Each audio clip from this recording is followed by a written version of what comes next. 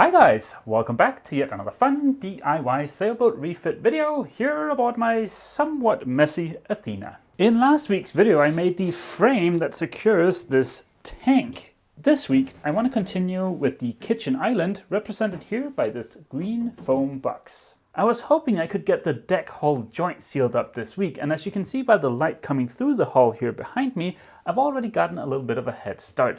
I spent about half a day doing some glorious sanding or grinding, prepping the starboard side deck hull joint, and it's about 90% ready to lay up glass. But sadly, the weather forecast for this week is a little iffy. It's supposed to be like this all week, but with intermittent rain. Water and uncured epoxy is not a good combination. I cannot start laying up glass if there is even the tiniest chance it's going to start raining. So yeah, I don't think I can get to the deck hull joint this week. Fortunately for me, my plywood pusher came through and dropped this off earlier today. In here are, amongst other things, the 18mm sheets I need for the kitchen island. In last week's video where I showed you guys this mock-up of the kitchen island, I got a bunch of comments suggesting I should cut the corner of the kitchen island here to have this be parallel with the bulkhead over here. I absolutely love that idea, but I can't do that because of the way the fridge is gonna open, but we'll get back to that in a future video. In the galley, I've got a toe kick. That makes a huge difference for comfort and also for looks. So I want the same thing for the kitchen island, although for the kitchen island, we are a little bit restrained by the width of the kitchen island. So yeah, let's start from the ground up. Last week, when I built the stainless steel frame that secures the tank and supports the cabin sole, I put in 4 little stainless doohickeys on each side. Each of those have 2 holes in them, one threaded and one just a regular old boring hole. The bottom threaded hole here is where I'm going to be securing the kitchen island. Let's grab a quick measurement for the toe kick and cut some plywood.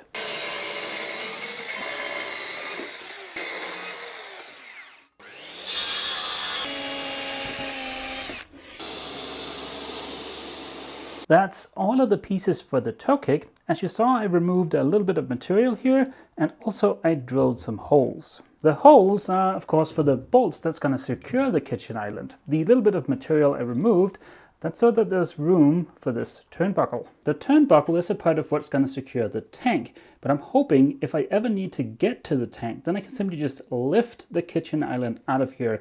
And of course, to be able to do that, there needs to be a little bit of clearance in here. The reason for the extra piece of plywood here is, well, that's what's going to form the toe kick. The rest of the kitchen island is going to go on the outside of this. And this is also going to help carry the load of the fridge that's going to sit on top of all of this. Apologies for the hellish background noise. The cement boat people are sandblasting. I've thickened a little bit of epoxy here with some 406, and I've got some stainless steel screws. Let's go ahead and get all of this glued and screwed.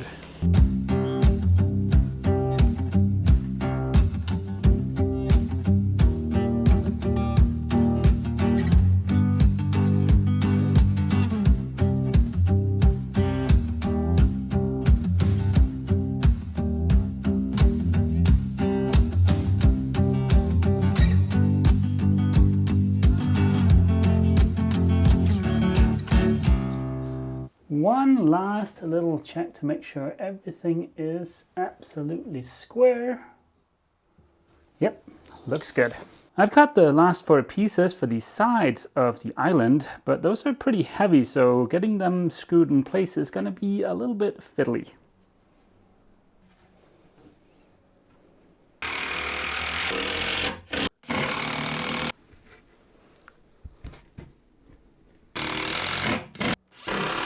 And that's it, the kitchen island in its raw form. I think this is gonna be amazing. This is a lot of work surface for a galley in a 38-foot boat.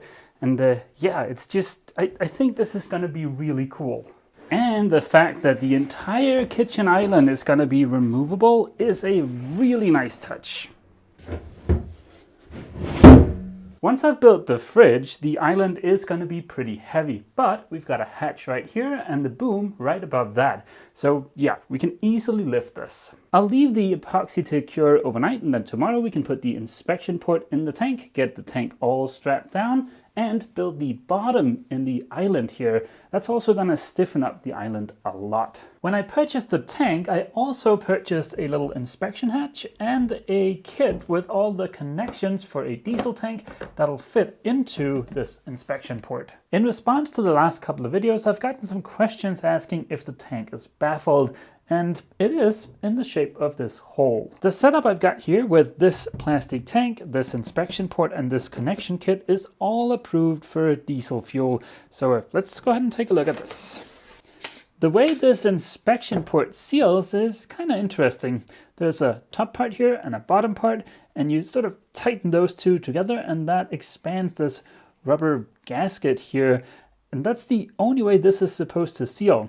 It'll be interesting to see if that stands the test of time. This is what comes in the connection kit. This little red doohickey here replaces the top in the inspection port, and that's how you get the connections in and out of the tank. In my setup, where I'm only going to be pumping diesel in and out of this tank, I don't really need all of these connections. For instance, this 38mm one, I don't need it, so I can just go ahead and seal that up later. When positioning the inspection port, Vetus does recommend that you position it so that you remove this doohickey, which they call a P-plug. But yeah, I don't know why they've positioned that there, because that's right where one of the straps that's going to tie down the tank is going to go. In my setup, it makes more sense to have this inspection port right here because of the way the hoses are going to come up to here. So yeah, that's what we're going to go with.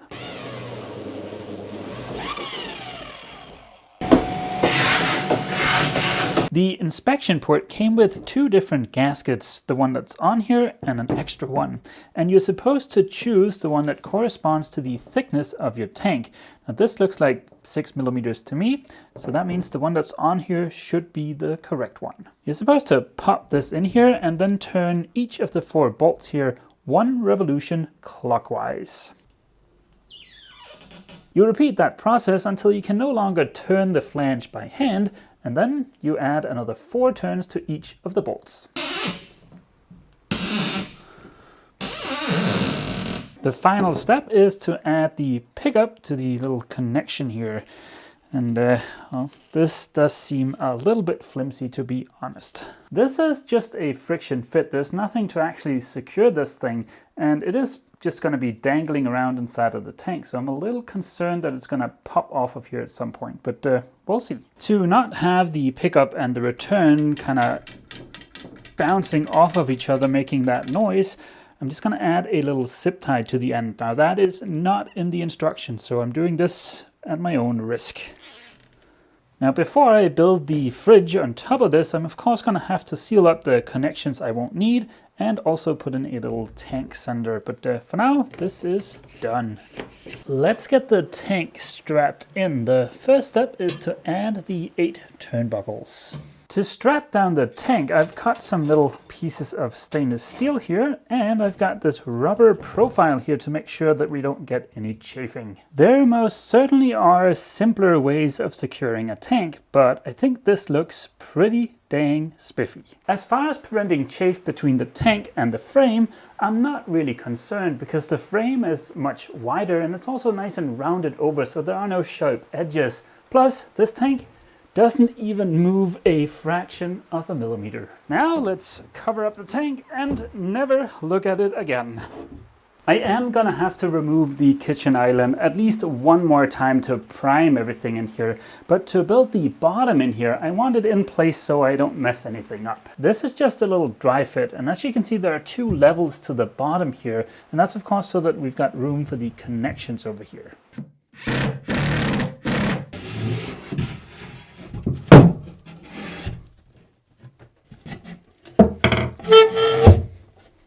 Not taking into consideration painting and priming the inside of the island, that is basically the kitchen island done. This is where our fridge is gonna go. Although I am gonna hold off on building the fridge until I've gotten the opening and closing mechanism figured out. But that is gonna be for a future video. If you're wondering how I'm gonna route the hoses to the tank and also where the compressor for the fridge is gonna live, well, there's gonna be a little bit of a built out situation here that's gonna be part of the table. But yeah, that's also for a future video. It's Saturday. The weather is still a right pain in my behind. It's supposed to be a little bit better tomorrow, so fingers crossed for that.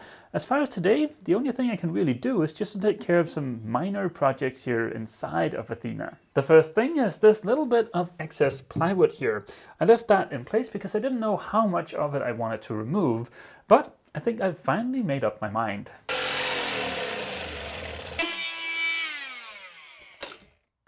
Certainly a minor change, but I think it opens up the space a lot, and yeah, I like it. Here in the head, I've been holding off on putting up insulation on the inside of the hull until I'd figured out something to cover that insulation with. I've got the same issue here in the galley. I want something that can cover up that black armor flex. For the areas that are visible, like for instance up here, I already know what I want to do, and it's going to be wooden varnished slats.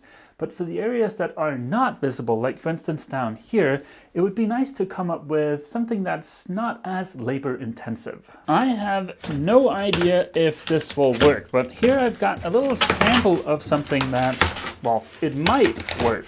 This is 3mm PVC foam board. It's got a surface that feels like it would be nice and easy to keep clean. It's pretty flexible and it doesn't rot. I think I might have messed up when I ordered this because, as you can see, it's way too narrow. Even though I can't finish that area today, I figured it would be nice to get the insulation up anyways, because that means I can run the conduit that needs to go from in here over to the nav station and over to the galley. Hot and cold water is going to come from the technical compartment. It's going to go through the head, underneath the cabin sole, and then into the galley. I'm going to have to run 2 runs of this PEX tube.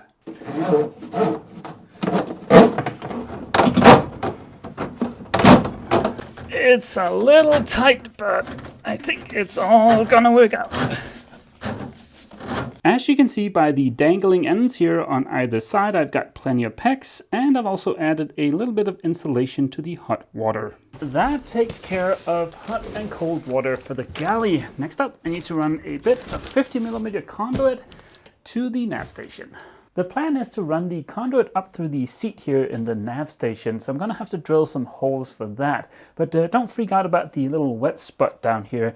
The deck hull joint started leaking after I got a little trigger-happy sanding. Before I permanently attach the conduit, of course, I'm going to have to seal up the plywood that's down there, and for that to happen, it needs to dry out first. But today I can still just go ahead and temporarily run the conduit up here. To secure the conduit below the cabin sole, I've got these cable clips. They should be able to carry quite a bit of weight.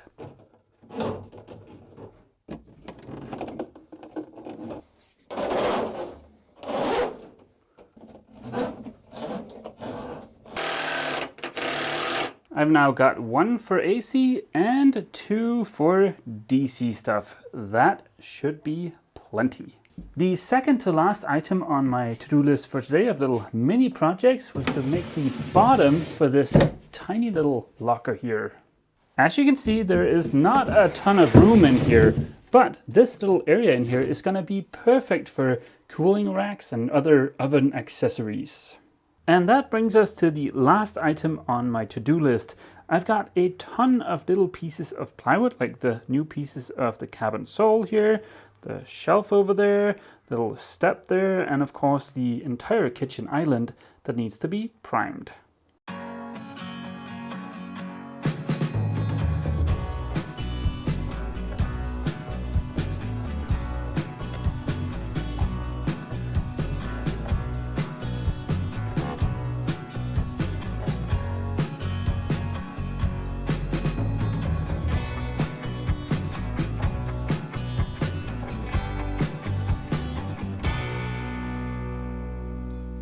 It's Sunday morning and there's not supposed to be any rain today according to the weather forecast, but the clouds are looking mighty dark, so I'm not going to start laying up glass on the deck hull joint today. What I can do this morning is to take a look at some of the damage to Athena's hull, stuff like this. This one in particular doesn't look like it's going to be a big deal. There's nothing too horrible, there's just a little bit of spider cracking like here. I might want to open this up just to stabilize the surface a little bit. Back here there is something that's definitely worth taking a closer look at. There's a big repair here, you can see a color difference, and there's some bubbling or blisters here. here.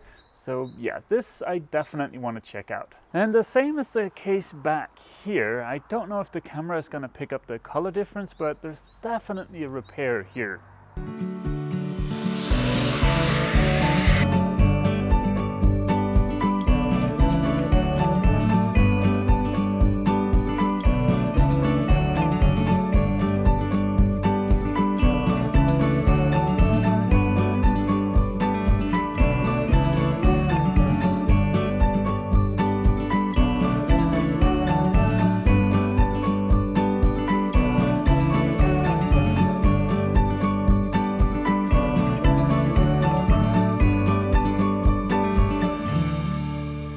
And that's basically 95% of the sanding on the hull done. I've prepped the deck hull joint up here. I've opened up and beveled all of the openings for the old port lights. That was nice to get out of the way. When I started sanding, my plan was just to open up those few areas on the hull and check out the damage, but I guess it just turned out that I was in a sandy mood and I just kept sanding. These smaller areas on the hull here, I'm just gonna lay up a single layer of glass just to stabilize the surface, ferret, and then I can move on to painting. There are a few of them scattered all over the hull, but it's definitely not a big deal. As far as the blistering back here, I'm a little bit puzzled. I don't know what caused that, because once I sanded away that repair, the gel coat that's in here looks perfectly okay. There's nothing that looks suspicious or anything. So yeah, I think I'm just gonna ferret that too and go ahead and paint it. For doing this type of sanding, where you just need to remove a bunch of material quick, nothing beats Mr. Angle Grinder and these discs here. At least over here, these are called fiber discs. These are both cheaper, way cheaper than the flappy discs, and they'll also leave you with a nicer finish. So yeah, if you can find these, they are worth their weight in gold. Even though the weather looks basically perfect right now for laying up glass, I need to get busy rendering this video, and also a shower is pretty high up on my wish list right now. So yeah, I'm gonna end this video here. Earlier this week, when I thought I was gonna be laying up glass on the deck hull joint this week, I set up my little workstation here and I cut all of the glass I need.